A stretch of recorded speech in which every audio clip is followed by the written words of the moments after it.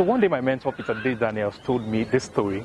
He said one day he was going to the parking lot of a particular building, and there's this young man walked up to him and said, I have a product I want to sell to you that will change your life. There's this opportunity that will make your life better and all of that. And Peter D. Daniels looked at him and said, okay, follow me to the parking lot. Let's go to your car. And the gentleman said, sorry, I didn't have a car. I actually came here on a cab and all that. I said, okay, come, let's go to my own car. And then he got to Peter J. Daniels' car. He was driving the latest Rolls Royce.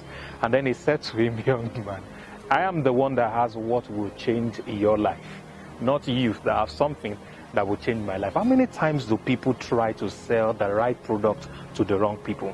You see, in this video today, I'm going to share with you how you should avoid committing that mistake that young man made by having a very deep understanding of your prospect, the customers you're trying to sell to. How do you understand them? So in this video, I will share with you 6 things that you need to know about your customers, and this will form 90% of your ability to sell whatever product you are selling. A public speaker par excellence, life and finance strategist, Sam Asiwaju. Okay, so thinking about customers, sales, and your ability to actually improve the quality of your marketing. In this video, I'll be sharing with you 6 major things that you need to know about your customers, or your prospects, or your audience, or whatever it is that you want to substitute. Now, see, 90% of your ability to sell anything is tied directly to your understanding of your prospect or your customer.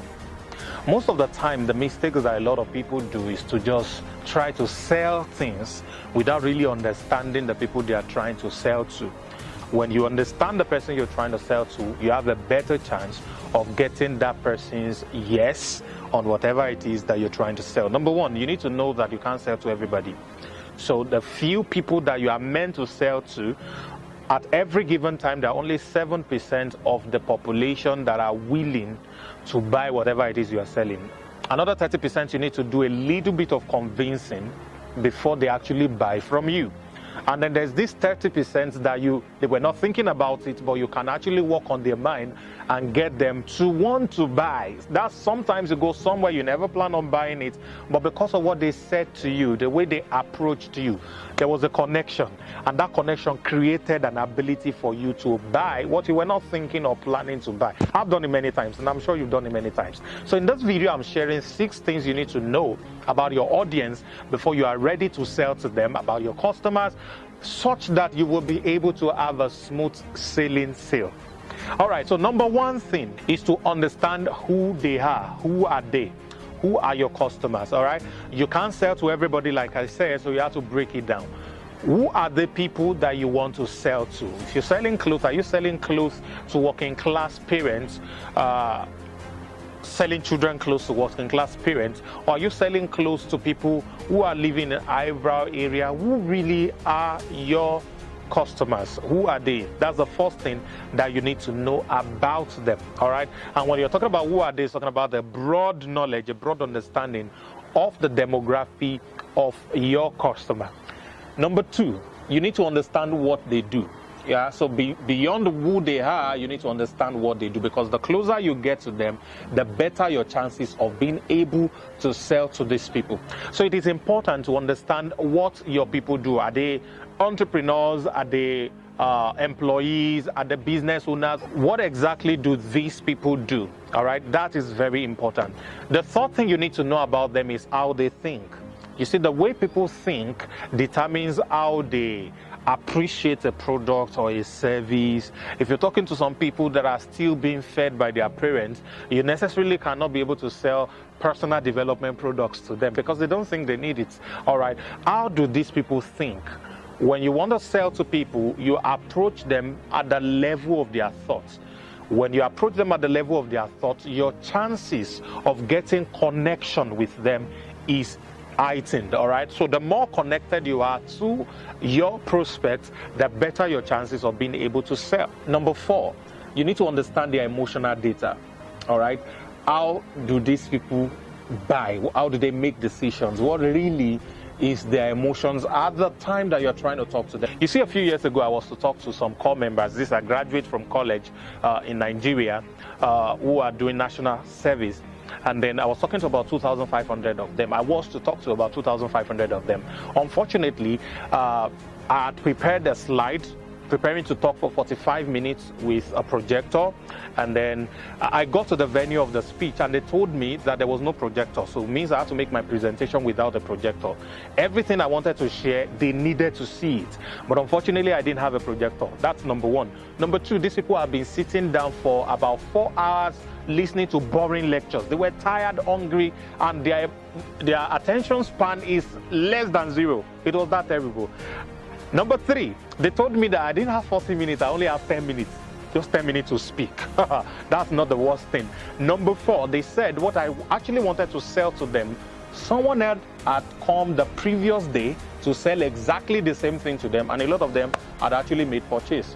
So what do? I needed to understand their emotion at that time. What is going on in the mind of my audience? At that point, the only thing that matters to them is they want to get out of that hall and go and eat, sleep, or freshen up. They were tired.